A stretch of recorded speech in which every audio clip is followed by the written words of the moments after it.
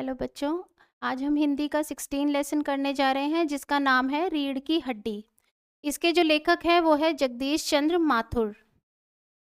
इस लेसन में जो लेसन है रीढ़ की हड्डी, इसमें जो लेखक है उन्होंने ये बताया है इस कहानी के ज़रिए कि हमारे देश में, हमारे भारत में आज भी कई जगह ऐसी हैं जहाँ पे लड़कियों का जब विवाह पक्का किया जाता है, फाइनल किया जाता है मैरिज उनकी, तो उनसे पूछना या उन्हें उनकी राय लेना ज़रूरी नहीं समझा जाता है। वैसे तो आजकल ज़्यादातर लोग पढ़ी लिखी फैमिली है और जो नहीं भी पढ़ी लिखी हैं उन्हें भी समझ में आ गया है कि शादी एक ऐसी चीज़ है कि लड़का हो चाहे लड़की हो, दोनों की रजामंदी ज़रूरी है जाननी कि वो क्या सोचते हैं, क्या चाहते हैं।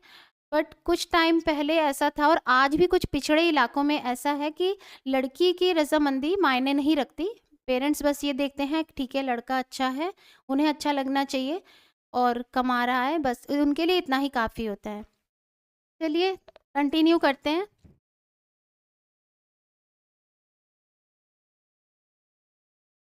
मामूली तरह से सजा हुआ एक कमरा, अंदर के दरवाजे से आते हुए जिन महाशय की पीठ नजर आ रही है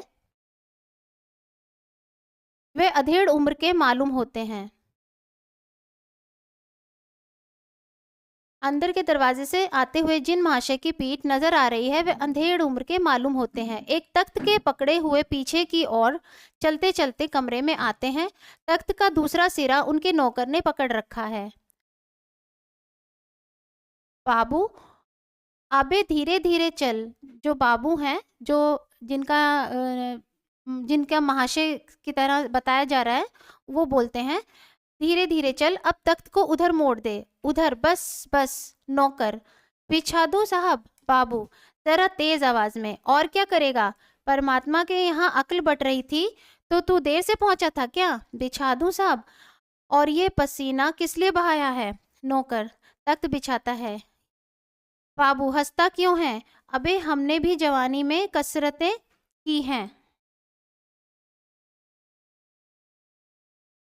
कलसों से नहाता था, लोटों की तरह। ये तख्त क्या चीज है, उसे सीधा कर, यूं, हाँ बस। और सुन, बहू जी से दरी मांग ला, इसके ऊपर बिछाने के लिए चद्दर भी, कल जो धोबी के यहाँ से आई है वही। नौकर जाता है। बाबू साहब इस बीच में मेज पोश ठीक करते हैं, एक झाड़न से गुलदस्ते को साफ करते हैं, कुर्सियों पर भी दो चार हाथ लगाते हैं। सहसा घर की मालकिन प्रेमा आती है। गंदूमी रंग, छोटा कद, चेहरे और आवाज से जाहिर होता है किसी काम में बहुत व्यस्त है।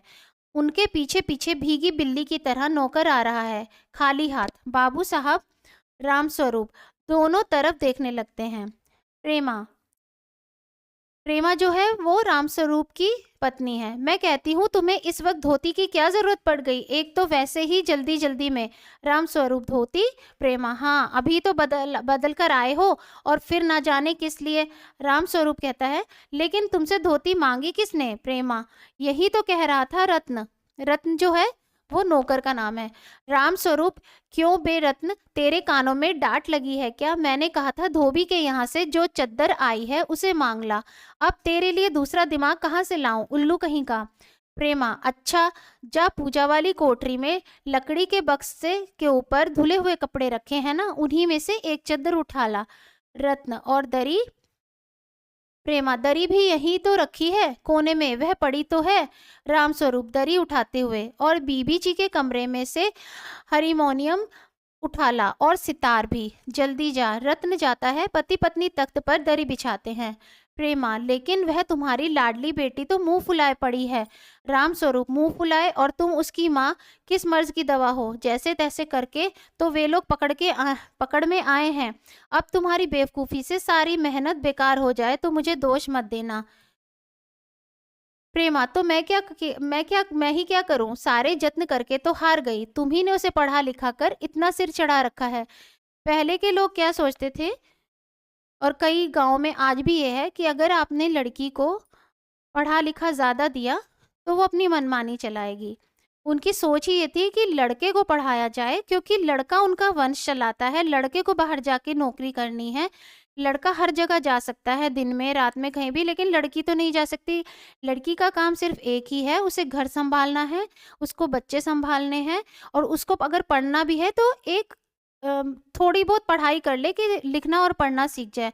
बाकी उसे बहुत ज़्यादा पढ़ने की, बहुत ज़्यादा डिग्री हासिल करने की कोई ज़रूरत नहीं है। मेरी समझ में तो ये पढ़ाई-लिखाई के जंजाल आते नहीं। अपना ज़माना अच्छा था, आ, ई पढ़ ली, गिनती सीख ली और बहुत हुआ, तो स्त्री सुबोधिनी पढ़ ली। सच पूछो तो स्त्री सुबोधिनी में ऐसी-ऐसी बातें लिखी हैं, ऐसी बातें कि क्या तुम्हारी बीए, एमए की पढ़ाई होगी। और आजकल के तो लक्षण ही अनोखे हैं, रामस्वरूप। ग्रामोफ़ोन बाजा होता है ना प्रेमा, क्यों? रामस्वरूप, 2 तरह का होता है, एक तो आदमी का बनाया हुआ और एक बार चलाकर जब चाहे तब रोक लो, और दूसरा परमात्मा का बनाया हुआ। रिकॉर्ड एक बार चढ़ा तो रुकने का नाम नहीं। प्रेमा, हटो भी, तुम्हें ठिठोली ही सूझती रहती है। ये तो होता नहीं कि उस अपनी उमा को राह पर लाते। अब देर ही कितनी रही है उन लोगों के आने में। रामस्वरूप, तो हुआ क्या? प्रेमा जो है, प्रेमा और रामस्वरूप अपने घर में तैयारी कर रहे हैं। उनकी जो बेटी है उमा, उसको लड़के वाले देखने आने वाले हैं, तो उसी की बात वो लोग कर रहे हैं। जबकि जो उमा है वो शादी करना नहीं चाहती। प्रेमा, तुम्ही ने तो कहा था कि ज़रा ठीक-ठाक करके नीचे लाना। आजकल तो लड़की कितनी ही सुंदर हो, बिना टेम-टाम के भला कौन पूछता है? इसी मारे मैंने तो पाउडर-वाउडर उनके सामने रखा था, पर उसे तो इन चीज़ों से ना जाने किस जन्म की नफ़रत है। मेरा कहना था कि आँचल में मुँह लपेट कर लेट गई। भई मैं बाज आई तुम्हारी इस लड़की से। रामस्वरूप, ना जाने कैसा इसका दिमाग है, वरना आजकल की लड़कियों के सहारे तो पाउडर का कारोबार चलता है। प्रेमा, अरे मैंने तो पहले ही कहा था, इंटर्न्स की ही पास करा देते, लड़की अपने हाथ रहती और इतनी परेशानी ना उठानी पड़ती। पर तुम तो, रामस्वरूप बात काटकर चुप चुप दरवाजे में झांकते हुए, तुम्हें कतई अपनी जबान पर काबू नहीं है। कल ही ये बता दिया था कि उन सब लोगों के सामने जिक्र और ढंग से होगा, मगर तुम तो अभी से सब कुछ उगल देती हो। उनके आने तक तो ना जाने क्या हाल करोगी। प्रेमा, अच्छा बाबा, मैं ना बोलूंगी, जैसी तुम्हारी मर्जी हो करना, बस मुझे तो मेरा काम बता दो। रामस्वरूप, तो उमा को जैसे हो तैयार कर लो। ना सही पाउडर, वैसे कौन बुरी है, पान लेकर भेज देना उसे। और नाश्ता तो तैयार है ना? रत्न का आना, आ गया रत्न, इधर ला, इधर बाजा नीचे रख दे। चद्दर खोल, पकड़ तो जरा उधर से, चद्दर बिछाते हैं। प्रेमा, नाश्ता तो तैयार है, मिठाई तो वे लोग ज़्यादा खाएंगे नहीं, कुछ नमकीन चीज़ें बना दी हैं, फल रखे हैं ही, चाय तैयार है और टोस्ट भी।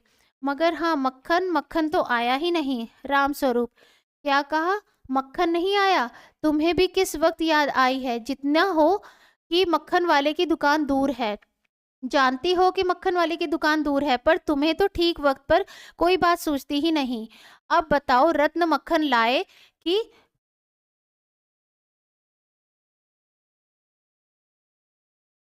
लाए कि यहाँ का काम करे? दफ्तर के चपरासी से कहा था आने के लिए, सो नखरे के मारे। प्रेमा, यहाँ का काम कौन जाता है? कमरा तो ठीक, सब ठीक ठाक ही है, बाजा सितार आ ही गया। नाश्ता यहाँ बराबर वाले कमरे में ट्रे में रखा हुआ है, तो तुम्हें पकड़ा दूंगी, एक आध चीज खुद ले आना। इतनी देर में रत्न मक्खन ले ही आएगा।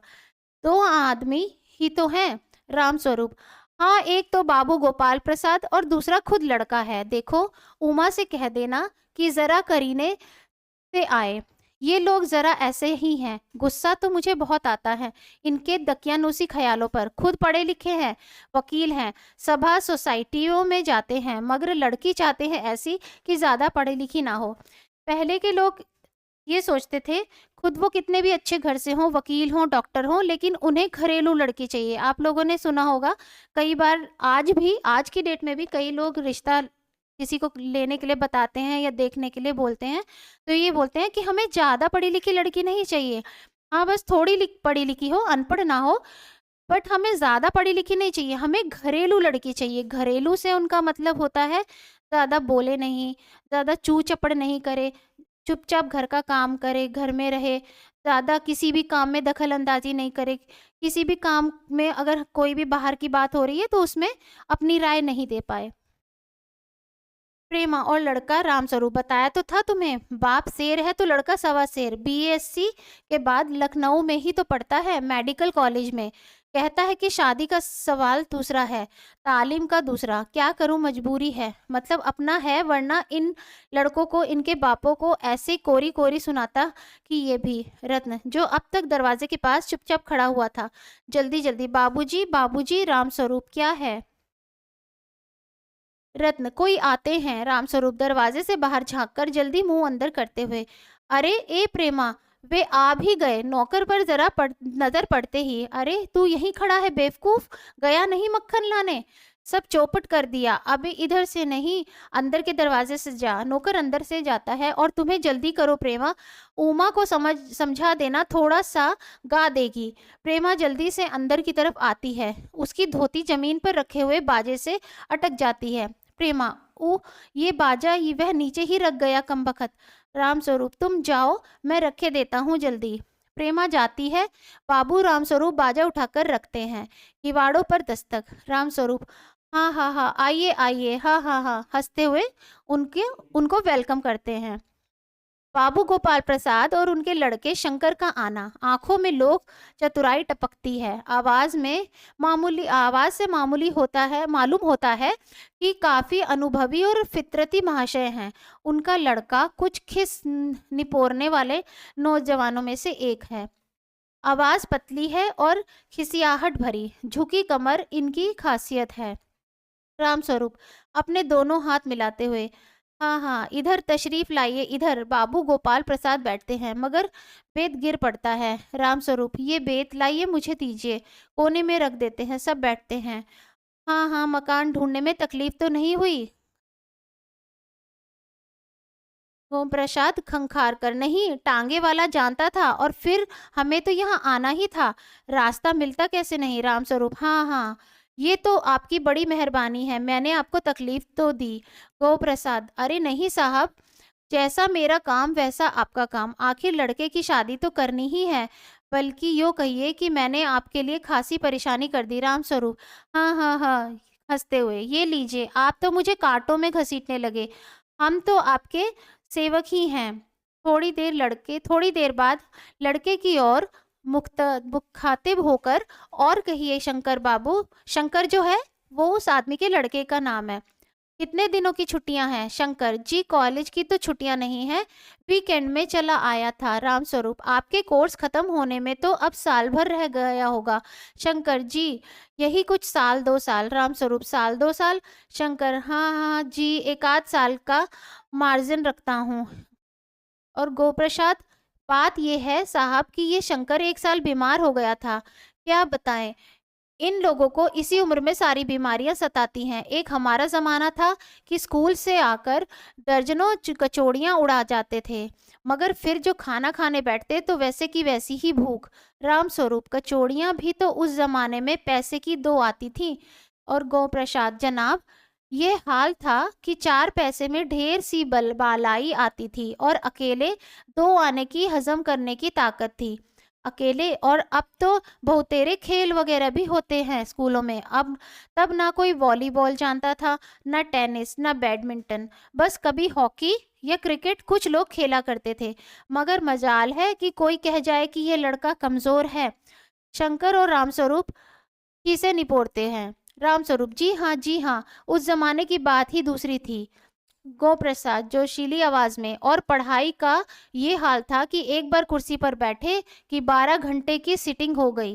12 घंटे जनाब, मैं सच कहता हूँ कि उस जमाने का मैट्रिक भी वह अंग्रेजी लिखता था फर्राटे की, कि आजकल के एमए भी एमए भी मुकाबिला नहीं कर सकते। रामस्वरूप, जी हाँ, ये तो है ही। गोप्रसाद, माफ कीजिएगा बाबू। रामस्वरूप, उस जमाने की जब याद आती है, अपने को जब्त करना मुश्किल हो जाता है। रामस्वरूप, हाँ हाँ हाँ, जी हाँ, वह तो रंगीन जमाना था, रंगीन जमाना। शंकर भी ही करता है। गोप्रसाद एक साथ अपनी आवाज और तरीका बदलते हुए, अच्छा तो साहब बिजनेस की बातचीत हो जाए। रामस्वरूप चौंक कर, बिजनेस, बिजनेस समझकर, ओ अच्छा अच्छा, लेकिन जरा नाश्ता तो कर लीजिए। ये जो गौ प्रसाद है वो अपने बेटे के लिए लड़की देखने आया है, और उसको वो इसमें बताया है लेखक ने कि किस तरह से उसको बोल रहा है कि बिजनेस की बात करते हैं, ये भी उनके लिए एक बिजनेस की तरह ही है। गौ प्रसाद थोड़ी देर बाद दबी आवाज में, आदमी तो भला है, मकान वकान से हैसियत भी बुरी नहीं मालूम होती, पता चले चले लड़की कैसी है। शंकर जी कुछ खंखार कर इधर उधर देखता है। गौप्रसाद क्यों, क्या हुआ? शंकर कुछ नहीं। गौप्रसाद झुककर क्यों बैठते हो? ब्याह तय करने आए हो, कमर सीधी करके बैठो। तुम्हारे दोस्त ठीक कहते हैं कि शंकर की बैकबोन। इतने में बाबू राम स्वरूप आते हैं, हाथ में चाय की ट्रे लिए हुए मेज पर रख देते हैं। गोम प्रसाद आखिर आप माने नहीं। राम स्वरूप चाय प्याले में डालते हुए, हाँ हाँ हाँ, आपको विलायती चाय पसंद है या हिंदुस्तानी? गौ प्रसाद नहीं नहीं साहब, मुझे आधा दूध और आधी चाय दीजिए, और जरा चीनी ज्यादा डालिएगा। मुझे तो भाई ये नया फैशन पसंद नहीं। एक तो वैसे ही चाय में पानी काफी होता है, और फिर चीनी भी नाम के लिए डाली जाए तो जायका क्या रहेगा? राम स्वरूप हाँ हाँ, कहते तो आप सही हैं, प्याला पकड़ाते हुए हैं। शंकर खंखार कर, सुना है सरकार अब ज्यादा चीनी वाले पर टैक्स लगाएगी। गौ प्रसाद चाय पीते हुए, सरकार जो चाहे सो कर ले, पर अगर आमदनी करनी है तो सरकार को बस एक ही टैक्स लगाना चाहिए। रामस्वरूप शंकर को प्याला पकड़ाते हुए, वह क्या? गौ प्रसाद खूबसूरती पर टैक्स। रामस्वरूप और शंकर हंस पड़ते हैं। मजाक नहीं साहब, ये ऐसा टैक्स है जनाब कि देने वाले चू भी ना करेंगे। बस शर्त यह है कि हर एक औरत पर यह छोड़ दिया जाए कि वह अपनी खूबसूरती के स्टैंडर्ड के माफिक अपने ऊपर टैक्स तय कर ले। फिर देखिए सरकार की कैसी आमदनी बढ़ती है। रामस्वरूप जोर से हंसते हुए, वाह वाह, खूब सोचा आपने। वाकई आजकल ये खूबसूरती का सवाल भी बेडब हो गया है। हम लोगों के ज़माने में तो ये कभी उठता भी नहीं था। तश्तरी गोपाल प्रसाद की तरफ बढ़ाते हुए, लीजिए, पहले के ज़माने में ऐसा होता था, हमारे मम्मी पापा के या उससे भी पहले दादा दादी के ज़माने में, कि लड़के लड़की को आपस में दिखाया तक भी नहीं जाता था। ना ही लड़के को पता होता था कि उसकी होने वाली जो पत्नी है वो कैसी दिखती है, लंबी है, छोटी है, काली है, गोरी है, कुछ पता नहीं होता था। और ना ही उसे शब्दों तक में भी नहीं बताया जाता था कि वो कैसी दिखती है, और ना ही लड़की को बताया जाता था कि उसकी जिससे शादी हो रही है वो लड़का कैसा दिखता है। वो प्रसाद समोसा उठाते हुए, कभी नहीं। राम स्वरूप शंकर की तरफ मुखातिब होकर, आपका क्या ख्याल है शंकर बाबू? शंकर किस मामले में? राम स्वरूप यही कि शादी तय करने में खूबसूरती का हिस्सा कितना होना चाहिए। गौ प्रसाद बीच में ही, ये बात दूसरी है बाबू राम स्वरूप, मैंने आपसे पहले भी कहा था, लड़की का खूबसूरत होना निहायत जरूरी है। कैसे भी हो, चाहे पाउडर वगैरह लगाए, चाहे वैसे ही। बात यह है कि हम आप मान भी जाएं, मगर घर की औरतें तो राजी नहीं होती। आपकी लड़की तो ठीक है? राम स्वरूप जी हाँ, वह तो अभी आप देख लीजिएगा। गौ प्रसाद देखना क्या, जब आपसे इतनी बातचीत हो चुकी है तब तो ये रस्म ही समझिए। राम स्वरूप हाँ हाँ, ये तो आपका मेरे ऊपर भारी एहसान है। गौ प्रसाद और जयचा जनपत्र तो मिल ही गया होगा। राम स्वरूप जी जायचे का मिलना क्या मुश्किल बात है, ठाकुर जी के चरणों में रख दिया, बस खुद ब खुद मिला हुआ समझिए। गौ प्रसाद ये ठीक कहा आपने, बिल्कुल ठीक। थोड़ी देर रुक कर, लेकिन हाँ, यह जो मेरे कानों में भनक पड़ी है ये तो गलत है ना? राम स्वरूप चौंक कर, क्या? गौ प्रसाद ये पढ़ाई लिखाई के बारे में? जी हाँ, साफ बात है साहब, हमें ज्यादा पढ़ी लिखी लड़की नहीं चाहिए। मेम साहब तो रखनी नहीं, कोई भुगतेगा? कौन भुगतेगा उनके नखरों को? बस हद से हद मैट्रिक पास होनी चाहिए। क्यों शंकर?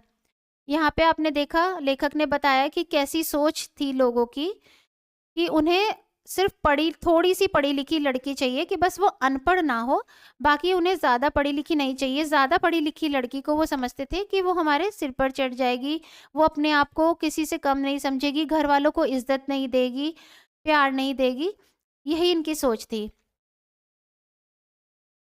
शंकर जी हाँ, कोई नौकरी तो करानी नहीं। राम स्वरूप नौकरी का तो कोई सवाल ही नहीं उठता।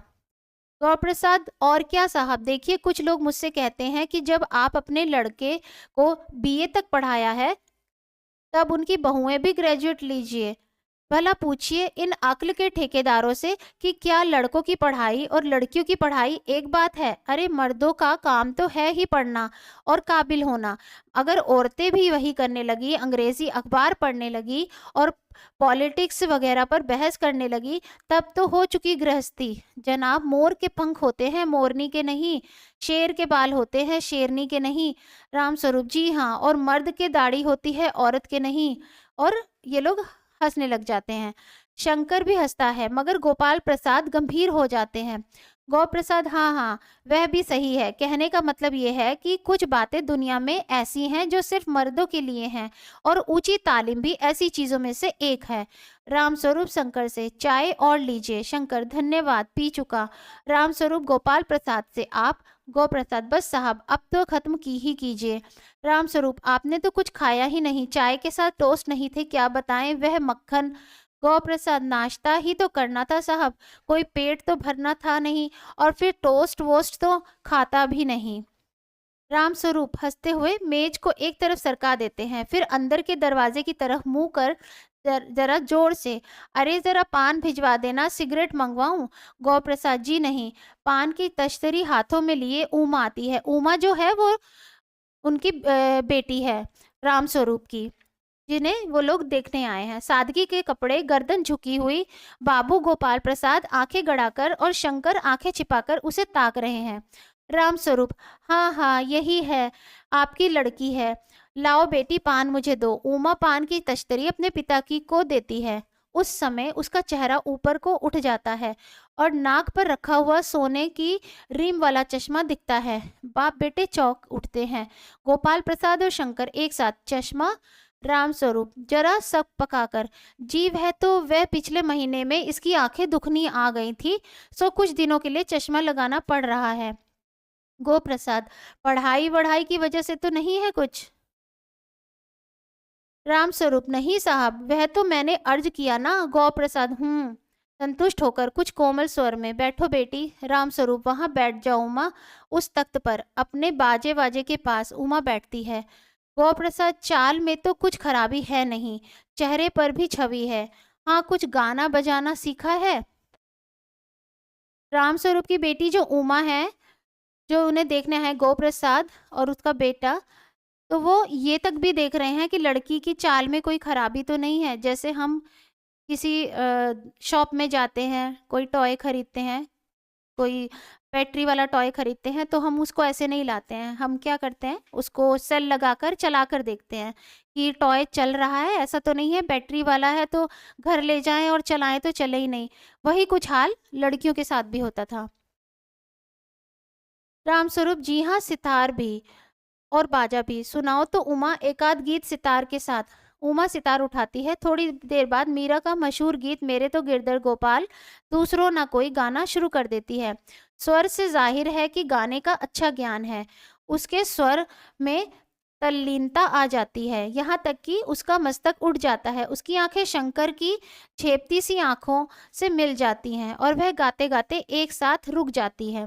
रामस्वरूप, क्यों, क्या हुआ? गाने को पूरा करो उमा। गौ प्रसाद, नहीं नहीं साहब, काफी है, लड़की आपकी अच्छा गाती है। उमा सितार रखकर अंदर जाने को उठती है। गौ प्रसाद, अभी ठहरो बेटी। रामस्वरूप, थोड़ा और बैठो ही रहो उमा। उमा बैठती है। गौ प्रसाद उमा से, तो तुमने पेंटिंग वेंटिंग भी? उमा चुप। रामस्वरूप, हाँ, वह तो मैं आपको बताना भूल ही गया। ये जो तस्वीरें टंगी हुई हैं कुत्ते वाली, इसी ने खींची हैं, और वह उस दीवार पर भी। गौ प्रसाद, ये तो बहुत अच्छा है। और सिलाई वगैरह? रामस्वरूप, सिलाई तो सारे घर की इसी के जिम्मे रहती है, यहाँ तक कि मेरी कमीजें भी। हाँ हाँ हाँ, ऐसे हंसते हुए वो बोलता है। गौ प्रसाद, ठीक, लेकिन हाँ बेटी, तुमने कुछ इनाम विनाम भी जीते हैं? उमा चुप रहती है। रामस्वरूप इशारे के लिए खांसते हैं, लेकिन उमा चुप है, उसी तरह गर्दन झुकाए। गोपाल प्रसाद अधीर हो उठते हैं और रामस्वरूप सक पकाते हैं। रामस्वरूप, जवाब दो उमा। गोपाल प्रसाद से, हाँ हाँ, जरा शर्माती है, इनाम तो इसने। गौ प्रसाद जरा रुखी आवाज में, जरा इसे भी तो मुंह खोलना चाहिए। रामस्वरूप, उमा देखो, क्या आप क्या कह रहे हैं, जवाब दो ना। उमा हल्की हल्की लेकिन मजबूत आवाज में, क्या जवाब दूं बाबूजी? जब कुर्सी मेज से कुछ नहीं पूछता, सिर्फ खरीदार को दिखला देता है, पसंद आ गई तो अच्छा है, वरना। राम स्वरूप चौंक कर खड़े हो जाते हैं। उमा, उमा, वो अपनी बेटी को गुस्से में बोलते हैं। उमा, अब मुझे कह लेने दीजिए बाबूजी, ये जो महाशय मेरे खरीदार बनकर आए हैं, इनसे जरा पूछिए कि क्या लड़कियों के दिल नहीं होता, क्या उनके चोट नहीं लगती, क्या बेबस भेड़ बकरियां हैं जिन्हें कसाई अच्छी तरह देखभाल कर। तब तक गोपाल प्रसाद ताव में आकर, बाबू रामस्वरूप, आपने मेरी इज्जत उतारने के लिए मुझे यहाँ बुलाया था। उमा तेज आवाज में, जी हाँ, और हमारी बेइज्जती नहीं होती जो आप इतनी देर से नाप तोल कर रहे हैं। और जरा अपने इन साहबजादे से पूछिए कि अभी पिछली फरवरी में ये लड़कियों के हॉस्टल के इर्द गिर्द क्यों घूम रहे थे और वहां से कैसे भगाए गए थे। शंकर, बाबूजी चलिए। गोपाल प्रसाद, लड़कियों के हॉस्टल में?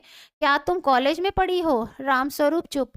उमा, जी हाँ, कॉलेज में पढ़ी हूँ, मैंने बीए पास किया है, कोई पाप नहीं किया, कोई चोरी नहीं की, और ना ही आपके पुत्र की तरह ताक झांक कर कायरता दिखाई है। मुझे अपनी इज्जत, अपने मान का ख्याल तो है, लेकिन इनसे पूछिए कि ये किस तरह नौकरानी के पैरों पकड़कर अपना मुंह छिपाकर भागे थे। रामस्वरूप, उमा, गोप्रसाद, गोपाल प्रसाद खड़े होकर गुस्से में, बस हो चुका बाबू रामस्वरूप, आपने मेरे साथ दगा किया।